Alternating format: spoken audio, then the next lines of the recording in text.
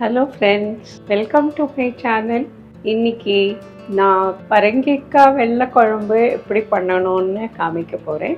இந்த வெள்ளை குழம்பு பரங்கிக்காய் போட்டு பண்ணலாம், வெண்டைக்காய் போட்டும் பண்ணலாம்.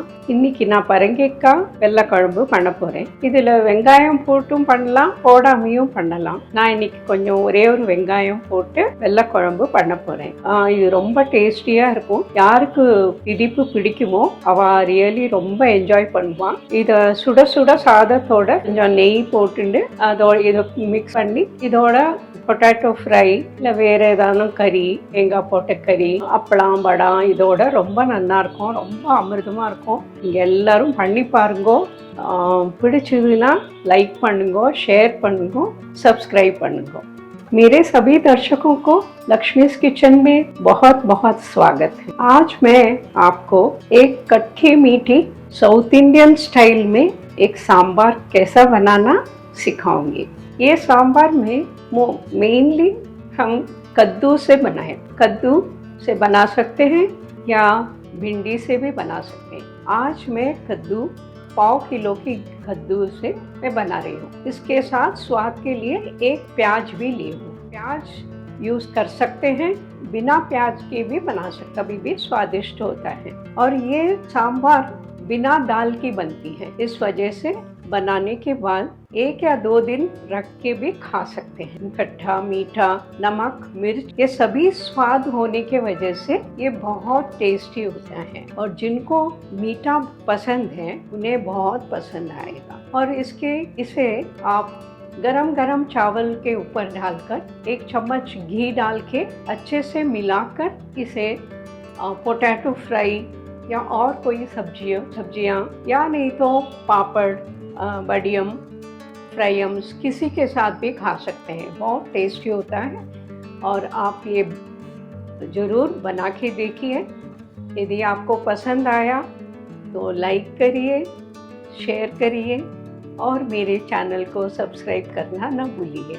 मेरे प्यारे दर्शकों, जिनको तमिल नहीं आती है उनके लिए मैंने डिस्क्रिप्शन बॉक्स में इंग्रेडिएंट्स बनाने की विधि भी दी हूँ. आप वो ज़रूर देखकर आप बना सकते हैं.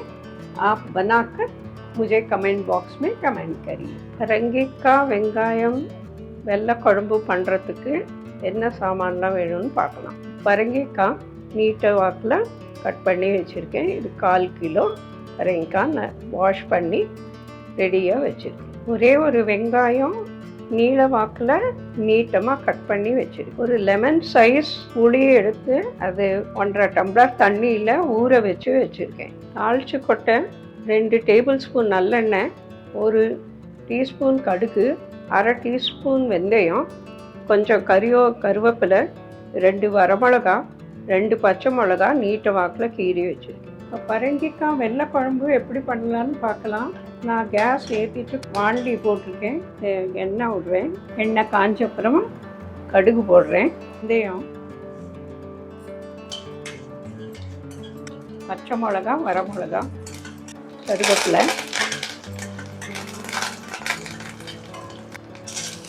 வெங்காயம்,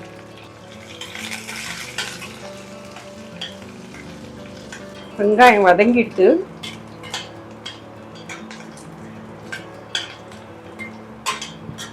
பரங்கிக்காய் கட் பண்ணி வச்சுருந்தோம், கட் பண்ணி அலம்பி வச்சுருக்கேன். பரங்கிக்காயை போடுறேன்.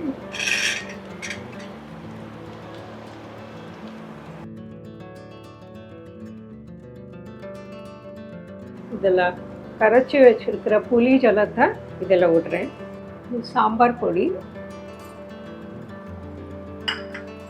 உப்பு. இந்த குழம்புல உப்பு ஜாஸ்தி போடக்கூடாது. உப்பு கொஞ்சம் நிதானமாக தான் போடணும். கொஞ்சம் ஒரு சிட்டிக்காய் பெருங்காயம். இப்போ இது நல்லா கொதிக்கணும். நல்லா கொதிச்ச அப்புறமா புளி வாசனை போயிடும். அப்புறம் இந்த பரங்கிக்காயும் நல்லா வேகணும். அப்புறம் சீக்கிரமாக வெந்துடும். இது கொதிக்கட்டும். இது கொஞ்சம் ஒரு 5-10 மினிட்ஸ் கொதிக்கணும். கொதிச்ச அப்புறமா வெல்லம் போடலாம். குழம்பு நல்லா கொதிச்சுடுது. பரங்கிக்காயும் நல்லா வெந்திருக்கு. புளி வாசனையும் போயிடுது. குழம்பு நல்லா கொதிச்சுட்டு இப்போது நம்ம வெல்லம் போடணும். அது வெல்லம் எடுத்து வச்சுருக்கேன். இந்த வெல்லத்தை இந்த வெல்லம் நல்லா கரைய கொதிக்கணும். குழம்பு நல்லா கொதிச்சுடுதோ, வெல்லமும் கரைஞ்சுடுதோ. இப்போது இந்த அரிசி மாவு 2 டீஸ்பூன் அரிசி மாவு கரைச்சி வச்சுருக்கேன் தண்ணியில். இதை விடணும். விட்டு குழம்பு கொஞ்சம் திக்காகிக்கும். இந்த குழம்பு திக்காகிடுது. இந்த பரங்கிக்காய் வெள்ளை குழம்பு ரெடியாகிடுது. சூடாக சாதமும் ரெடியாகிடுது. நீங்கள் சாதத்தில் கொஞ்சம் நெய் விட்டுண்டு இந்த குழம்பு டேஸ்ட் பண்ணி பார்த்துட்டு நீங்கள் என்னோடய சேனலுக்கு சப்ஸ்கிரைப் பண்ணுங்கள்.